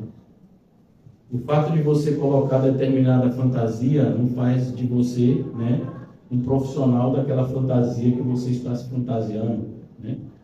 Então, cuidado, porque essa é uma grande prova se você é crente ou não. Se você de fato entende as coisas que são feitas na igreja como igreja. Se para você essas coisas são importantes como tem que ser. Então, quando uma pessoa que se diz irmão, né, ataca o pastor da igreja, você fica em cima do muro? Você não entendeu, então. Amém. Quando uma pessoa que se diz igreja está do seu lado e começa a querer te influenciar, seguir heresias, e você não fala nada, você não entendeu. É por isso que ele diz, vós e Deus sois testemunhas do modo porque piedosa, justa e irrepreensivelmente procedemos. Viu que está no plural, não foi só Paulo, tinha outros obreiros também. Em relação a vós outros que credes. Porque os que não creem nunca verão. E eu já estou concluindo, irmãos. Vamos concluir aqui no versículo 12. E sabeis ainda de que maneira, como Pai a seus filhos, a cada um de vós exortamos, consolamos, admoestamos. Olha como Paulo está usando essa forma, né, de se escrever, sempre falando três características que são complementares. Isso aqui não é algo assim que fala de tudo, mas aqui é um exemplo. Paulo está usando de exemplos para mostrar o que as características de um obreiro aprovado por Deus como devem ser. Exortamos, primeira delas, exortamos. Esse é o papel mais difícil dos pais, exortar. E é por isso que determinadas pessoas você percebe que não foram feitas para ser pais, não conseguem exortar. Então o filho te dá um tapa, você faz o quê? Faz o quê? Rapaz, os pais vão reprovar. Você exorta. E dependendo da idade, você dá outro tapa. E ele, para iniciar, nunca mais fazer. Ah, mas é só uma criancinha. Pois é, uma criancinha. Você já viu? A gente vê como as pessoas tratam, como as pessoas fazem com as crianças hoje em dia, depois se admiram porque elas se tornam monstros quando crescem. Porque não foram exortados na idade específica. Se falar determinada palavra, não, a minha criação, por isso que eu digo, a minha criação era boa. Para falar com meu pai era, posso falar? Posso falar? Criança falar alto quando adultos estão, nunca fui ensinado desse jeito. Hoje em dia, quando a gente vê, né, a avacalhação que está, por quê? Porque os pais idolatram os filhos. Os pais não veem os filhos como filhos, mas veem como ídolos. Eu assisti uma cena essa semana passada, os filhos assim, estavam, a família sentada, assim, estava sentada à mesa, aí um menino de 9 anos falou, aí chegou assim, deu um tapa no pai. Eu fiquei com vergonha de assistir aquela cena. Eu fiquei constrangida. E pode ter certeza que ele fez isso com 9 anos, porque com 1, 2 anos ele não foi corrigido. Eu fiquei constrangida ao ver aquela cena, porque fiquei com vergonha de ver, Claro. de assistir, e não fizeram absolutamente nada. Nem vão. Não corrigiu com 1, 2 anos, 3 anos, vai corrigir agora com 9. Então, quando a gente percebe como estão as crianças hoje, a responsabilidade não é dos pais. É exortando. E é uma responsabilidade que é dos pais. Né? É exortando.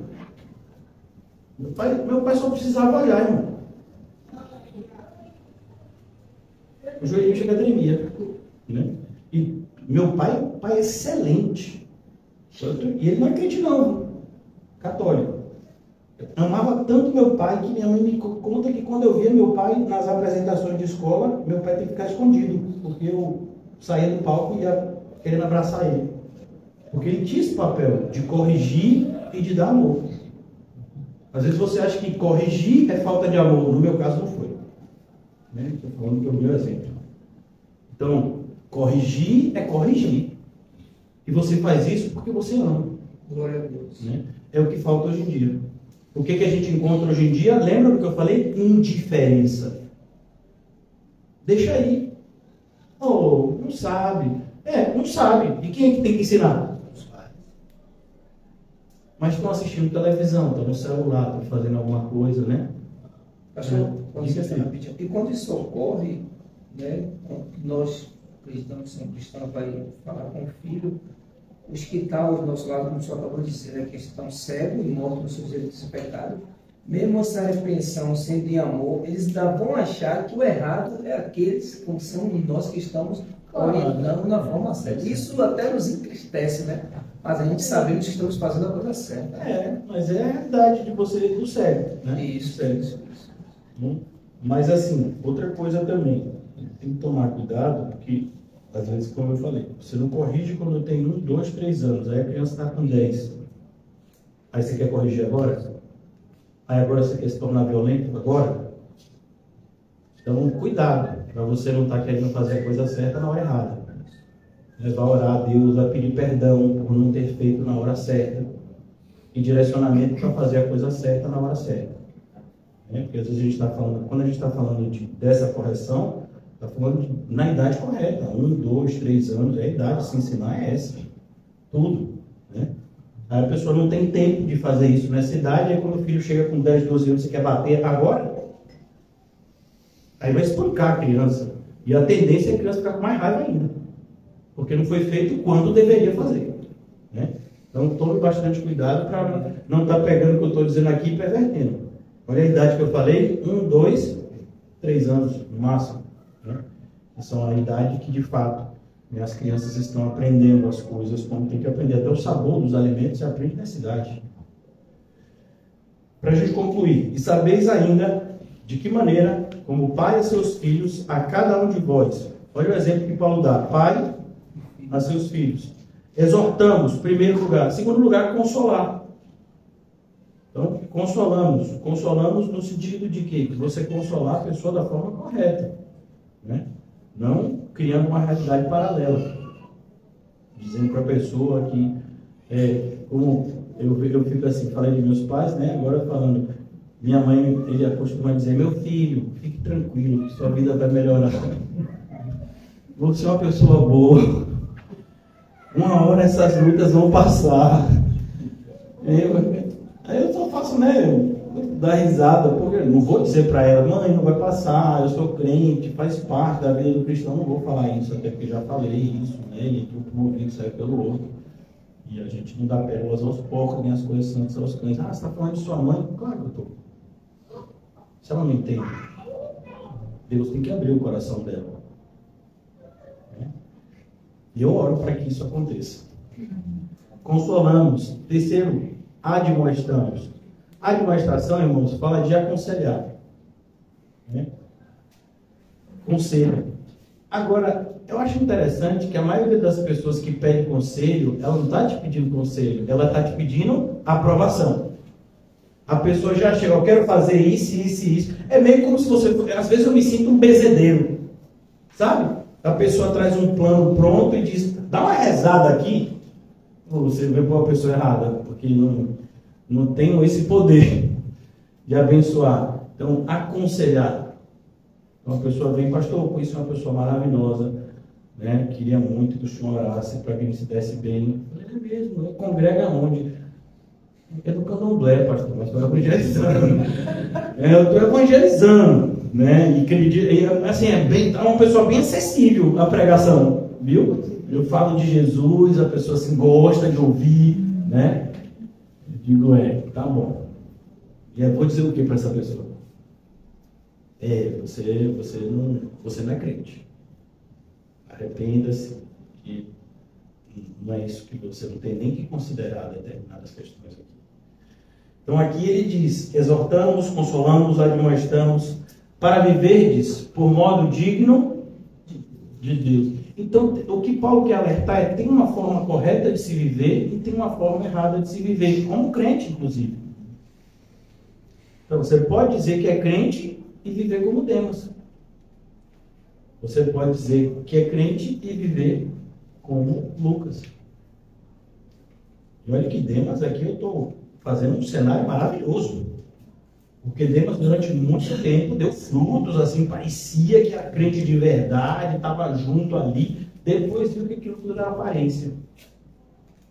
Então, para viver de modo digno de Deus. Então, Deus vai exigir de nós um tipo de vida que a gente tem que viver. Versículo 12, que no final aqui, concluindo a exposição de hoje, que vos chama para o seu reino de glória. Seu reino, perdão, de glória. A ideia, irmãos, a gente está indo para o céu. E a gente deveria estar atento a tudo que nos atrapalha nessa viagem. Nessa nossa peregrinação, por assim dizer. Tudo aquilo que nos puxa para a terra. Diga, minha irmã. Pastor, então o que vai diferenciar o Demas e Judas é a perseverança. Demas e Lucas. Não, Judas. Judas Iscariotes. Que vai definir, porque se eles davam algum fruto e aparentemente conseguiam enganar todos, então vai ser no perseverar, afinal de contas, no final da perseverança que a gente vai saber. Exatamente. E durante algum tempo, e a gente pode ser um mês, pode ser 10 anos, 20 anos, você pode estar acompanhando um falso crente sem ter a mínima noção de que é um falso crente. Eu passei por isso, inclusive com uma pessoa que me ajudou a plantar a igreja. Né? Então, durante muito tempo, você tem a percepção de que aquela pessoa seria um irmão, às vezes até mais espiritual que você. Sim. E quando você vê que essa pessoa não perseverou até o fim, não é que ela foi e deixou de ser, ela nunca foi. Porque quem é, não deixa de ser. Entendeu? É isso daí que você falou certíssimo, é na perseverança. Até porque a Bíblia vai dizer exatamente isso. Depois de haver feito a vontade de Deus, é necessário perseverança para que alcanceis a promessa. Então veja que por algum tempo parecia que Demas estava fazendo a vontade de Deus. Parecia que o próprio Judas Iscariotes, quando Jesus envia de 2 em 2, para eles fazerem sinais, milagres, pregar o evangelho, ele prega o verdadeiro evangelho, ele faz sinais, expulsa demônios, como os outros 11. Né? Então, no final é que ele vende Jesus, né? E ainda se suicida. Então, essa é a ideia mesmo de perseverança. Então, durante algum tempo a gente não vai ver. Mas, não perseverou, aí já sabe que não é irmão. Que vos chama para o seu reino e glória. Então, a gente deveria estar sempre consciente disso. O Senhor nunca nos prometeu uma estadia tranquila aqui na terra. Pelo contrário, ele disse sem deixar um pingo de dúvidas: no mundo tereis aflições. Aí a pessoa só não tem se não quiser, né? No mundo vai ter o quê? Aflições. Então, achar que a gente vai ter uma vida mais ou menos tranquila aqui na terra, aí é desconsiderar o que ele falou. Não, uma aflição. Se a gente fizer alguma coisa e não tiver aflição, aí agradeça. Milagre. Milagre, acontece, né? Mas não se acostume, viu? Porque é uma exceção, né? No mundo você vai... E a Bíblia vai dizer, em tudo somos atribulados. Eu acho interessante. Meu filho, ele, vocês não sabem que ele pode estudar e agora ele está no negócio de fazer simulado. Um monte de prova aí fica resolvendo simulado. Aí ele disse que tem umas questões distrativa. Tem um negócio que chama de distrativa. Ele disse que tem umas questões. É isso mesmo? Distrator, isso. Porque na minha época era pegadinha que a gente falava. Que a questão parece estar toda certa, mas uma palavra a mais, uma palavra a menos na frase, uma vírgula, muda o sentido. E se você não estiver bem concentrado, ele me falou essa palavra, distrator. Quando eu falo distrator quem, meu filho? Não distrai ninguém, não. Trate as pessoas com consideração e respeito, né? Mas distrator, essa ideia de distrair, né? Então, olha como a Bíblia ensina. Em tudo somos. Então, quando a gente passa um dia mais tranquilo, a gente pensa que é distrator. Eu fico assim. Depois eu vou até agradecer o milagre a Deus. Senhor, muito obrigado. Esse dia foi bem tranquilo. Eu esperava que fosse bem pior, mas eu já fico pensando que é distrator, irmão. Pegadinha. Que é para eu ficar um pouquinho tranquilo. Cheguei. Até porque você vê, tudo somos atribulados. Até no dia mais tranquilo, a gente não fica pensando, será? Meu Deus. Será que foi assim mesmo? Eu mesmo tenho muita dificuldade para dormir. Um dia que eu durmo assim um pouco mais fácil, eu fico, rapaz, será que não foi o demônio do cafuné que passou por aqui? Ele deu umas 2 cafunezadas assim, e eu devia ter ficado acordado e dormir. Será? Até nisso, irmão. Né? Então, em tudo somos atribulados. Isso é bom, irmãos. Tá? Porque se a gente está indo para o céu, e a gente está indo para o céu numa caminhada, a gente não está indo para o céu numa escada rolante. Né? Não, é passo a passo. Então, vocês já sabem, né? A historinha que você aprende quando é pequenininho do coelho e da tartaruga. Então, você acha que você corre demais, pode dar uns cochilinhos na corrida e aí na hora que você quiser, não faça isso não. É passo a passo, dia a dia. Então, hoje eu quero concluir aqui, convidar os irmãos a orarem, te agradecer a Deus por esse ano. Ainda não terminou, né? Ainda tem mais o dia de amanhã, se a gente estiver vivo, orando, orar pela viagem das irmãzinhas, né? De olho, orando por você, todos nós. Ó Deus, obrigado por essa oportunidade que o Senhor nos concedeu hoje de estarmos ouvindo conscientes de que é o Senhor que tem nos ensinado, Senhor, e nos conduzido. Pois jamais o nosso coração enganoso buscaria voluntariamente, Senhor, esses ensinos, se não fosse o Senhor, com sua graça irresistível, nos amoldando a nova vida que temos que ter em Cristo. Obrigado, Senhor. E jamais percamos esse senso de gratidão e de maravilha, como o teu poderosíssimo Evangelho, o efeito que ele tem em nós diariamente, não só no dia que cremos, mas diariamente quando ouvimos, fazendo com que o santo seja santificado ainda mais, que o limpo seja limpo ainda mais. Ó Senhor, continue em nós e completa a obra que tu iniciaste. Agradecemos pela vida do irmão Camon, da irmã Rita, do irmão Regina, eles que moram nesse bairro. Continua, Senhor, a admoestá-los pessoalmente, intimamente, fazendo deles cada vez mais testemunhas vivas do teu Santíssimo Evangelho. Oramos pela vida da irmã Gisele, da pequenininha Helena, que é sempre pequenininha para a gente. Que o Senhor possa conduzi-las em segurança, Senhor, nessa viagem. Tudo aconteça conforme a tua vontade, boa, perfeita e agradável. Possa trazê-las segundo a tua vontade, ao nosso convívio, para que continuemos como família na fé unida. Glória a Deus. Ajuda-nos, Senhor, a valorizar aquilo que efetivamente tem valor. E a cada vez mais abandonar as coisas de menino. À medida que o Senhor, através da tua palavra, tem nos amadurecido na fé.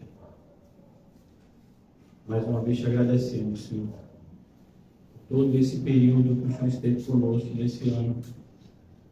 E falamos disso, falamos dessa forma, porque acreditamos que, se até aqui o Senhor tem nos ajudado, acreditamos que o Senhor continuará ao nosso lado. Pois o Senhor é o mesmo ontem, hoje e será para sempre. Jamais perdeu uma de suas ovelhas. E não perderá nenhum de nós. Amém. Glória a Deus. Amém, Senhor. Confiamos, Senhor, no teu poder para nos salvar. Jamais confiamos em nós mesmos, mas no teu poder para nos salvar. E para salvar aqueles que o Senhor escolheu. Obrigado, Senhor, por esse privilégio inefável de sermos feitos teus filhos, teus servos, irmãos mais novos de Jesus Cristo, que também é o nosso Senhor. Se só falar essa frase, muitas vezes já nos assusta. Tamanho privilégio. Obrigado, Senhor, mais uma vez, e tantas vezes que viemos a dizer obrigado, sempre será pouco. Pelo tamanho da tua graça, que nos alcança. Obrigado, Senhor. Oramos por essa comunidade que gosta de fazer. O Senhor tem nos plantado aqui, tem nos colocado aqui há alguns anos, Senhor. Mais um ano se finda com o estudo que o Senhor trouxe para cá. Não nos deixe esmorecer, Senhor. Não nos deixe perder o primeiro amor. Amém. Estejamos sempre motivados, pois a alegria do Senhor é a nossa força. Em nome de Jesus, amém. E graças a Deus. Não vi ninguém chorando, tá vendo vocês?